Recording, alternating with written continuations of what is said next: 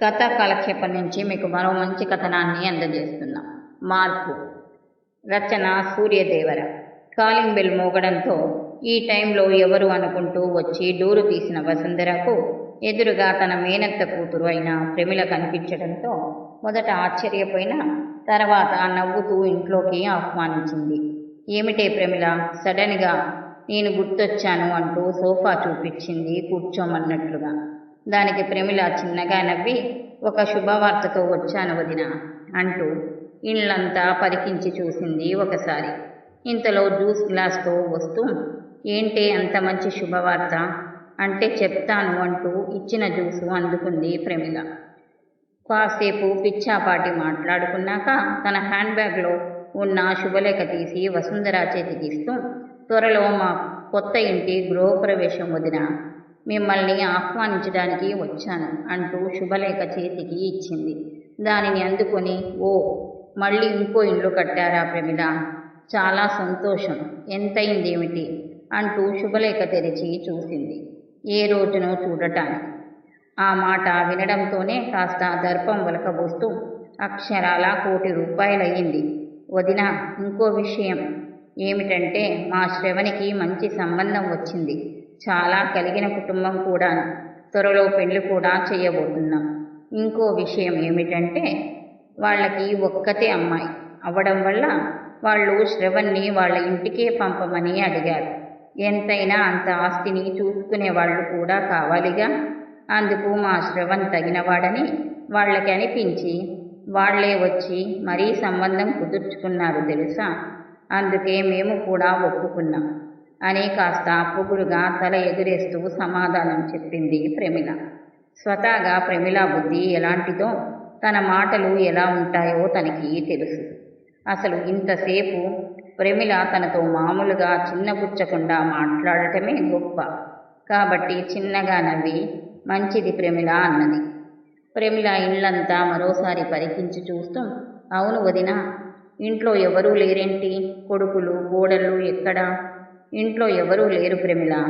పెద్దోడు హాస్పిటల్కి, పెద్ద కోడలు ఆఫీస్కి, చిన్నోడు చిన్న కోడలు కాలేజీకి వెళ్ళిపోయారు. పిల్లలు కూడా స్కూల్కి వెళ్ళారు. అంతేలే వదిన, రెక్కాడితేనే కదా మీకు గడిచేది. పాపం అందరూ ఉద్యోగాలు చేస్తేనే కదా మీకు ఇండ్లు నడిచేది. మాలా మీకు ఆస్తులు లేవుగా పాపం మరి అని ప్రమిళ సానుభూతి చూపిస్తున్నట్టు అంటున్న వెటకారము, వ్యంగ్యము స్పష్టంగా కనిపిస్తున్నాయి ఆమె మాటల్లో వసుంధరకి. ఏం మాట్లాడకుండా కాసేపు అలానే మౌనంగా ఉంది. మళ్ళీ అంతలోనే ప్రమిళ అందుకుని, అవును వదిన, మీరు ఎన్నాళ్ళని చిన్నింట్లో ఉంటారు? అసలు ఈ చిన్నిండ్లు మీకు ఎలా సరిపోతుంది? పెద్దిండ్లు కట్టుకోవచ్చు కదా. అన్నయ్య గారు పోయినప్పుడు కాస్త డబ్బు వచ్చి ఉంటుంది కదా, ఎలాగో అలా కట్టుకోకపోయారా? ఇలా చాలీ చాలని ఇంట్లో ఎన్నాళ్ళని కాలం వెళ్ళదీస్తారు పాపం. తన మాటలు పట్టించుకోనట్టు చిన్నగా నవ్వి, ఆ డబ్బు లేదు ప్రమిళ. పెద్దోడు చదువు కోసం, ఇంకా వాళ్ళ పెళ్ళిళ్ళ కోసం, నా అనారోగ్యం కోసం చాలా వరకు ఖర్చు అయిపోయింది. మిగిలింది పెద్దోడు క్లినిక్ కోసం ఖర్చు అయింది. ఇంకా పెద్ద ఇంట్లో అంటావా, పిల్లల ఇష్టం, వాళ్ళకి ఆ స్తోమత వచ్చినప్పుడు వాళ్లే కొనుక్కుంటారు. అంతేలే వదిన అంటూనే, అయినా ఇప్పుడంటే పిల్లలతో వాళ్ళకి నీ అవసరం ఉంది కాబట్టి నీ కోడళ్ళు నిన్ను చూసుకుంటున్నారు. కొన్నాళ్ళు పోయాక, నీ అవసరం తీరాక వాళ్ళు చెరొక దారి చూసుకుంటే పాపం నీ పరిస్థితి ఏం కాను? ఇప్పుడంటే కాలు చెయ్యి ఆడుతుంది కాబట్టి ఆ పని ఈ పని అని చేస్తుంటే నీకో ముద్ద పెడుతున్నారు. అదే నువ్వు మంచాన పడితే వాళ్ళు గుక్కెడు నీళ్ళైనా పోస్తారా? ఆ మాటకి వసుంధర మనసులో కలుక్కుమనగా వెంటనే తేరుకొని, నాకు ఆ పరిస్థితి రాదు అని అనుకుంటున్నాను ప్రమిళ. అంత నమ్మకంగా ఎలా చెప్పగల వదిన అన్న ప్రమిళ మాటకి, నమ్మకం నాకు నా పిల్లల మీద, నా పెంపకం మీద ఉన్న నమ్మకంతోనే ప్రమిళ అన్నది వసుంధర. ఆ మాట నచ్చకపోవడంతో, అంతేలే, అలా అనుకోకపోతే ఎలాలే, దేనికైనా సుఖపడే రాత ఉండాలిగా. మన ఇద్దరికి అటు ఇటుగా ఒకేసారి పెళ్ళిళ్ళయ్యాయి. ఇద్దరి భర్తలవి ప్రభుత్వ ఉద్యోగాలే. నేను చూడు నలుగురు పని వాళ్లతో 2 పెద్ద ఇండ్లు కట్టుకుని దర్జాగా కారులో తిరుగుతున్నాను. కానీ మీరు మాత్రం ఇలా చిన్నింట్లో చాలీ చాలకుండా ఉండిపోయారు. దేనికైనా అదృష్టం ఉండాలిలే అని నిష్ఠూరమాడుతున్న ప్రమిళని చూసి కళ్ళు ఎర్రచేసింది వసుంధర. ఏదో అందాము అనుకుంది. ఇంటికి వచ్చిన వాళ్ళకి అవమానం చేసినట్టు అవుతుంది అని అంతలోనే తమాయించుకుని కాస్త మెత్తగా, చాలీ చాలనివి అని నువ్వనుకుంటున్నావు ప్రమిళ, నేను కాదు. మేము కావాలి అనుకుంటే ఎప్పుడో నా కొడుకులు పెద్ద ఇంటికి మార్చేవారు. కానీ వాళ్ళకి వాళ్ళ తండ్రి కష్టం మీద ఉన్న విలువ, నాకు ఈ ఇంటితో ఉన్న అనుబంధం వాళ్ళకి తెలుసు కాబట్టి వారి తండ్రి జ్ఞాపకంగా ఉన్న ఈ ఇంటిని ఒక్క ఇటుక కూడా కదపకుండా అలాగే ఉంచేశారు. వాళ్ళ నాన్నకి నచ్చినట్టుగా కనీసం వాళ్ళకి తగ్గట్టు మార్పులు కూడా చెయ్యకుండా. వసుంధర మాట ప్రమిళకి చెంపదెబ్బ పడ్డట్టుగా చిన్న ఉలికిపాటుకి గురి చేసింది. ముఖ్యంగా తన భర్త కష్టం అని నొక్కి చెప్పేసరికి తనను తాను మరిచి తనలో ఉన్న అసూయని మరోమారు బయటపెట్టింది. మార్పులు చెయ్యలేక కనీసం పని వాళ్ళని పెట్టుకునే స్తోమత కూడా లేక వదిలేశారని నిజం చెప్పొచ్చుగా. వదినా, ఇలా మంచి ప్రేమ అనే ముసుగు మాటలు ఎందుకు? నువ్వు ఎలా అనుకున్నా నాకు నష్టం లేదు ప్రమిళ. నాకు నీలా డాంబికాలకు పోవలసిన అగత్యం లేదు. నాకు నా భర్త కష్టంతో కట్టిన ఈ ఇండ్లు, నా బిడ్డలు ప్రేమగా పిలిచే అమ్మ అన్న పిలుపు, నా మనవళ్ళు చెప్పే ఊసులు, ఇవి చాలు నాకు. అంతకన్నా నేను ఏమీ ఆశించడం లేదు కూడా.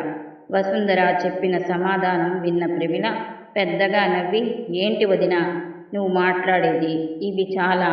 అసలు నీకు సంతోషంగా బతకడం కూడా తెలిసినట్టు లేదు. ఈ చిన్న ఇంట్లో నువ్వు నీ వాళ్ల మధ్య ఇరుకుగా బతుకుతూ సంతోషంగా ఉన్నాను అంటే నేను నమ్మమంటావా? సంతోషమంటే ఏంటో, ఎలా బతకాలో నన్ను చూసి నేర్చుకో. ఆ మాటలకి అప్పటిదాకా సహనంగా ఉన్న వసుంధరకి ఇంక కోపం తారాస్థాయికి చేరడంతో కాస్త గట్టిగానే, అవును ప్రమిళ, అన్నయ్య గారు ఉద్యోగం పోయాక అసలు ఎక్కడా ఇంతవరకు కనిపించలేదు. ఏంటి? అవును, ఆ లంచం తీసుకున్న కేసు ఎంతవరకు వచ్చింది? ఎంత శిక్ష పడొచ్చు అంటున్నారు? అన్నయ్య గారు నిన్ను కాదని ఇంకో ఆవిడతో కూడా సంబంధం పెట్టుకున్నారు అని, ఇప్పుడు ఆవిడతోనే ఉంటున్నారు అని విన్నాను. నిజమేనా? వరుసగా తనపై ప్రశ్నల బాణాలు వదులుతున్న వసుంధరను చూసి ఒకంత ఆశ్చర్యానికి లోనయ్యింది ప్రమిళ. అడుగుతుంటే సమాధానం చెప్పవేం అన్న వసుంధర మాటకు మొహం నేలకి దించేసింది ప్రమిళ. సమాధానం చెప్పలేవు కదా ప్రమిళ, అందుకే ఎవరిని మన స్థితిని మర్చిపోయి మాటలు అనకూడదు. ఇండ్లు కట్టాము అనే సంబరపడుతున్నాం, కానీ నువ్వు నీ జీవితాన్నే కోల్పోయిన సంగతి మర్చిపోయావు. ఆస్తులు, కార్లు, బంగ్లాలు ఇవి నీ దర్పానికి ఆనవాళ్ళు అవ్వగలవేమో, కానీ నీ సంతోషానికి కారణం కాలేదు. ప్రమిళ, నువ్వు అన్నావు కదా ఈ ఇరికింట్లో నీకు సంతోషం ఉందా అని. అవును, నా సంతోషం, నా మధురానుభూతులు, నా భర్త జ్ఞాపకాలు, నా పిల్లల ఎదుగుదలకు సంబంధించిన అన్ని జ్ఞాపకాల సమూహం నాకు ఈ ఇంటితోనే విడదీయరాని బంధాన్ని పెనవేసింది. ఇది నా భర్త నీతి నిజాయితీలతో కేవలం తన నెల జీతంలో కూడబెట్టిన కొద్ది మొత్తంతో మేము కట్టుకున్న పొదరిల్లు. ఇక్కడ ఆప్యాయతలకు తప్ప అంతరాలకు తావులేదు. కేవలం ఆయన జీతంతోనే ఇల్లు నడిచింది. అయినా ఒకరి కష్టమే నా బిడ్డలకు చదువు చెప్పించి ఈరోజు సమాజంలో వాళ్లకంటూ ఒక గుర్తింపు తెచ్చింది. ఆ మాటకొస్తే నా పిల్లలు వాళ్ల చదువులకు తగ్గట్టు రెక్కలు వచ్చిన పక్షుల్లా ఎప్పుడో ఎగిరిపోవచ్చు. కానీ వాళ్ళు ఆ రెక్కల బలంతో ఇంకొంతమందికి ఎగరడానికి స్వేచ్ఛని ఇవ్వాలి అని ఇక్కడే ఆగిపోయారు. కేవలం మేము నేర్పిన కొద్దిపాటి విలువలను వెలకట్టలేని సంస్కారంగా మలుచుకొని నలుగురికి ఉపయోగపడుతూ తండ్రి అడుగుజాడల్లో నడుస్తున్నారు. డాక్టర్గా నా పెద్ద కొడుకు ఏ పెద్ద కార్పొరేట్ హాస్పిటల్లో అయినా పనిచేసి లక్షల కొద్ది జీతం గడించవచ్చు. కానీ వాడు పేదవాళ్ళకి సహాయపడాలి అన్న ఉద్దేశంతో చిన్న క్లినిక్ పెట్టుకుని 10 మందికి తక్కువ ఖర్చుతో వైద్యం చేస్తున్నాడు. ఇంకా వాడికి చేదోడు వాదోడుగా నా పెద్ద కోడలు సరే. ఇంకా నా చిన్న కొడుకు కోడలు కూడా పెద్ద పెద్ద కాలేజీల్లో ఉద్యోగాలు చేస్తున్న పేద విద్యార్థుల కోసం వారాంతాల్లో ఉచితంగా వారికి చదువు చెబుతున్నారు. నలుగురికి ఆదర్శంగా నిలుస్తున్నారు. ఇంకా నా విషయానికి వస్తే నా బిడ్డలకి కడుపు నిండా కమ్మగా వండిపెట్టి వాళ్ళు తింటుంటే మురిసిపోవడంలో ఉన్న సంతోషం ఇంకా దేనిలోనూ లేదు అని నా అభిప్రాయం. అందుకు నాకు పని మనుషులు అక్కర్లేదు. నా మనవళ్లకు నేను పెట్టే గోరుముద్దలు, వారి ముద్దు ముద్దు మాటలు వింటూ నా వయసును, నా ఒంటరితనాన్ని నేను మర్చిపోయేలా వాళ్లతో నేను ఆడే ఆటలు, వాళ్ళ అల్లరి ప్రతిదీ నాకు ఎంతో సంతోషాన్ని ఇచ్చేది. వారి కోసం నేను చేసే ప్రతి చిన్న పనిలో ఎంత కష్టం ఉన్నా అది నాకు ఎంతో సంతోషాన్ని ఇస్తుంది. అసలు నా పిల్లలు నా కళ్ళ ముందు ఉన్నారు అన్న ఒక్క విషయం చాలు నేను ఎంత సంతోషంగా ఉన్నానో చెప్పడానికి. నువ్వే అన్నావుగా ప్రమిళ, నీ వాళ్ల మధ్య ఉంటూ సంతోషంగా ఉన్నావా అని. నేను నా వాళ్ల మధ్యే సంతోషంగా లేనప్పుడు స్వర్గంలో ఉన్న అది నాకు నరకంతో సమానమే. కానీ నీ దగ్గర ఏముంది ప్రమిళ? నాతో పోలిస్తే నువ్వు ఆస్తిలో ఐశ్వర్యవంతురాలివేమో, కానీ ఆప్యాయతలలో కాదు. నీ దర్పాల కోసం, నీ హంగుల కోసం నీ భర్తని లంచం గొండిని చేశావు. భార్యగా నీ బాధ్యతని గాలికి వదిలి చెడు స్నేహాలకు, అలవాట్లకు బానిసను చేశావు. కేవలం డబ్బు ఉంటే చాలు అనుకుని నీ భర్త నీకు ఎంత దూరం అవుతున్నాడో కూడా నువ్వు గమనించుకోలేదు. ఆడే పాడే కొడుకుని తీసుకెళ్లి పని మనిషి చేతికిచ్చి పెంచమన్నావు. అవసరానికి మించి డబ్బు వాడి చేతికిచ్చి దురలవాట్లకు చేరువయ్యేలా చేశావు. సంస్కారం, విలువలు, ప్రేమ లేని ఒక రాతి మనిషిలా నీ కొడుకుని నువ్వే మార్చేశావు. నువ్వు కూడా అలానే మారిపోయావు. డబ్బు అని విర్రవీగుతున్నావే, మరి నీ డబ్బుతో కనీసం వాడికి డిగ్రీ పట్టా వచ్చేలా కూడా చదివించలేకపోయావు. ఇంకా ఎంత డబ్బు ఉండి ఏమి లాభం? ఇప్పుడు కూడా వాడికి గొప్పింటి సంబంధం వచ్చింది, ఆస్తులు పెరుగుతున్నాయని సంబరపడుతున్నావే కానీ కనీసం డిగ్రీ పట్టా కూడా లేని నీ కొడుకుని వాళ్ళు ఎందుకు అంతలా ఇల్లరికం రమ్మంటున్నారో కాస్త కూడా ఆలోచించలేకపోయావు. నీ అంతటా నువ్వే నీ బిడ్డని ఇంకో ఇంటికి బానిసగా పంపిస్తున్నావు. ఆ సంగతి డబ్బు మైకంలో ఉన్న నీకు అది అర్థం కావట్లేదు. నీకు నీ భర్తే కాక నీ బిడ్డ కూడా శాశ్వతంగా దూరమైపోతున్నాడు అని గ్రహించలేకపోతున్నావు. నా దగ్గర, నా చుట్టూరా ప్రేమలు, ఆప్యాయతలు పంచే మనుషులు ఉంటే నీ దగ్గర కేవలం మరబొమ్మల్లాంటి కార్లు, బంగ్లాలు మాత్రమే మిగిలాయి. కనీసం తిన్నావా అని అడిగే మనిషి కూడా లేకుండా ఒంటరిగా మిగిలాం. ఇంక నేనా మేలుకొని నీ ఇంటిని నువ్వు చక్కదిద్దుకో, నీ సంసారాన్ని, కొడుకుని సరైన దారిలో పెట్టుకో, వెళ్ళు, ఇంకెప్పుడు నా ఇంటి గుమ్మము తొక్కకు అని నిక్కచ్చిగా చెప్పేసి తల తిప్పేసింది వసుంధర. వసుంధర పలికిన ప్రతి మాట నిజం అని ప్రమిళకి కూడా తెలుసు. కానీ అది ఒప్పుకుంటే తన ముందు చులకన అయిపోతానేమో అన్న భయంతో తన బ్యాగ్ తీసుకొని మరు మాట్లాడకుండా బయటికి వచ్చేసింది. కారు ఎక్కిన దగ్గర నుండి వసుంధర మాటలే చెవిలో మోగుతుంటే ఆలోచనలో పడింది. నిజమే వదినా, నువ్వు అన్న ప్రతి మాట నిజం. అది నా మనసుకి తెలుస్తున్నా ఎక్కడో నువ్వు నన్ను దాటి వెళ్ళిపోయి నలుగురిలో నేను చులకన అవుతాను అని ఎప్పుడూ నిన్ను ఏదో ఒకటి అని బాధ పెడుతూ ఉండేదాన్ని. కానీ నిన్ను బాధ పెడుతున్నా అనుకుని నేనే పాతాళంలోకి జారిపోయాను అని గ్రహించుకోలేకపోయాను. నువ్వు చెప్పింది నిజమే. ఇప్పటికైనా నా కంటికి పట్టిన డబ్బు, డాబు అనే పొరలు తొలగించుకోకపోతే ఇంక నేను ఎప్పటికీ కోలుకోలేను. నా జీవితాన్ని నీలా సంతోషమయం చేసుకోలేను. నేను డబ్బు అని పరుగులు పెడితే నువ్వు విలువలు అని నాకు అందనంత ఎత్తులో నిలబడ్డావు. నీ ముందు డాంబికాలు పోవాలని, నిన్ను తక్కువ చేయాలని నీ ఇంటికి పనిగట్టుకుని వచ్చాను. కానీ నేను చేసిన అవమానాలకు కలిపి మంచి సమాధానం చెప్పావు వదినా. నీ మాటలతో కాదు, నీ జీవితాన్ని నాకు చూపించి నా కళ్ళు తెరిపించావు. నీలాంటి ప్రేమమూర్తి ఉంది కాబట్టే ఆ ఇల్లు నందనవనంలా అందంగా ఉంది. మీవి ప్రేమ నిండిన ప్రేమ మనసులు వదినా, అవి ఎప్పుడూ సంతోషంగా ఉండాలి అని మొదటిసారి వసుంధర మంచి కోరుకుని తన జీవితం చక్కదిద్దుకోవడానికి బయలుదేరింది ప్రమిళ. ప్రమిళ వెళ్ళిపోయాక అలానే ఆలోచిస్తూ తనని ఎక్కువ బాధ పెట్టానా అని ఆలోచిస్తుంది వసుంధర. కాసేపటికి తనలో తానే లేదు, నేను ఇలా మాట్లాడకపోతే ఇప్పటికే భర్తని దూరం చేసుకుంది, ఇప్పుడు కొడుకుని కూడా దూరం చేసుకుంటుంది పిచ్చిది. ఇప్పుడు తెలియకపోయినా తర్వాత చాలా బాధపడుతుంది. ఎప్పుడూ నన్ను ఏమన్నా ఆ మాటల్లో ఏదో అమాయకత్వం కనిపించేది. కానీ ఇప్పుడు పొగురు చూశాను ఆ మాటలు. ఎంత నా స్నేహితురాలైనా, నా బంధువైనా నా బిడ్డలను అంటే ఈ తల్లి మనసు ఎలా ఊరుకుంటుంది? అందుకే దానికి ఎదురు చెప్పాను. అదీ కాక శ్రవణ్ పాపం, వాడు చిన్నప్పటి నుండి తల్లి ప్రేమ దొరక్క నా దగ్గర అది వెతుక్కునేవాడు. నాకు దగ్గర అవుతున్నాడు అని వాడిని మా నుండి దూరంగా పంపి గెలిచానని సంబరపడింది. కానీ వాడు ఎంత బాధ అనుభవించాడో అర్థం చేసుకోలేకపోయింది. ఇప్పుడు కూడా మళ్ళీ అదే తప్పు చేసింది. ఇప్పుడు శ్రవణ్ణి దూరం చేసుకుంటే ఇంక వాడు ఎప్పటికీ ప్రమిళని దగ్గరికి రానివ్వడు. అందుకే కాస్త నొప్పించినా తప్పలేదు. ఇంకనైనా తనలో మార్పు వస్తే బాగుండు అనుకుంటూ నిట్టూర్చి తన పనిలో తను ఉండిపోయింది. శ్రవణ్ కూడా ఫోన్ చేసి రమ్మని గొడవ చేయడంతో తప్పక శ్రవణ్ణి నొప్పించలేక ఇష్టం లేకపోయినా గృహప్రవేశానికి వెళ్ళింది వసుంధర. అక్కడికి వెళ్ళగానే నవ్వుతూ ఎదురు వచ్చి ఆప్యాయంగా పలకరించిన ప్రమిళ దంపతుల్ని చూసి ఆశ్చర్యపోయింది. అంతేకాదు, ముఖ్యంగా శ్రవణ్ణి చూసి ఇంకా ఆనందపడింది. ఎంతో బాధ్యతగా అక్కడ వ్యవహారాలు చక్కబెడుతున్నాడు శ్రవణ్. ఇది వరకు శ్రవణ్ అయితే ఈ పాటికి తాగేసి ఏదో ఒక గొడవ చేస్తూ ఉండేవాడు.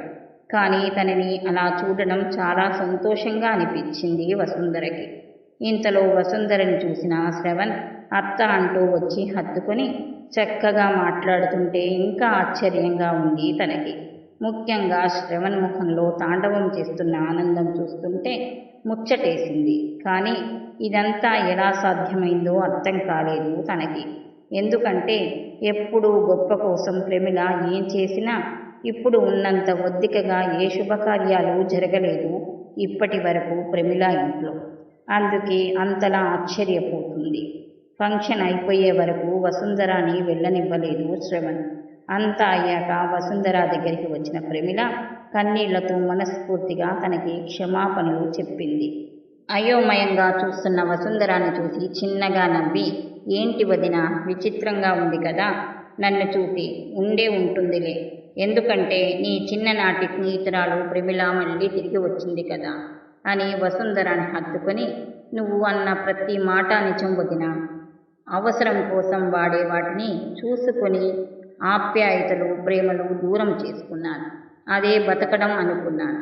కానీ నీ జీవితాన్ని నాకు చూపించి నేను చేసిన తప్పేమిటో నాకు చెప్పావు.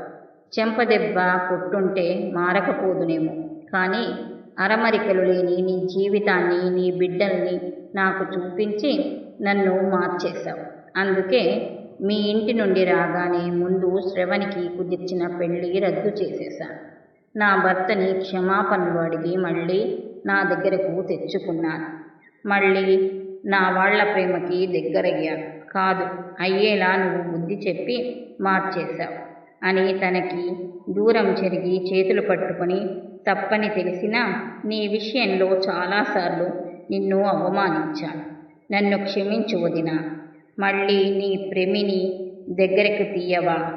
నాకు నా వసు వదినకి తిరిగి ఇవ్వవా అని కన్నీళ్లతో చిన్న పిల్లల అడుగుతున్న ప్రమిళను చూసి చిన్నగా నవ్వి, ఏంటి ప్రేమి, ఇది చిన్నపిల్లల అని కళ్ళు తుడిచి, ఇప్పటికైనా జీవితంలో డబ్బు ముఖ్యం కాదు, బంధాలు ముఖ్యమని తెలుసుకున్నావు. అది చాలు. ఇంకా హాయిగా ఇన్నాళ్ళు కోల్పోయిన ప్రేమని నువ్వు పొంది నీ వల్ల నీ వాళ్ళు కోల్పోయిన ప్రేమని వాళ్ళకి ఇవ్వు అని నవ్వింది. మా అమ్మ ప్రేమని మాకు ఇలా తిరిగి ఇచ్చినందుకు నీ రుణము ఎలా తీర్చుకోనత్తా అని అడుగుతున్న శ్రవణ్ని చూసి ప్రేమగా దగ్గరికి తీసుకొని, తొందరగా నీకంటూ మంచి గుర్తింపు తెచ్చుకొని నీ పాత జీవితాన్ని వదిలిపెట్టు శ్రవణ్, అదే చాలు అని నవ్వి ఇంక బయలుదేరుతానని సంతోషంగా అందరికీ చెప్పి బయలుదేరింది వసుంధర. వెళుతున్న వసుంధరని చూస్తూ మనసులోనే కృతజ్ఞతలు తెలుపుకున్నారు ఆ కుటుంబం. ఇంటికి వచ్చిన వసుంధర అక్కడ జరిగిన సంఘటనలు ఇంట్లో వాళ్లకు చెప్పగానే ముందు ఆశ్చర్యపోయిన తర్వాత ఆనందపడ్డారు.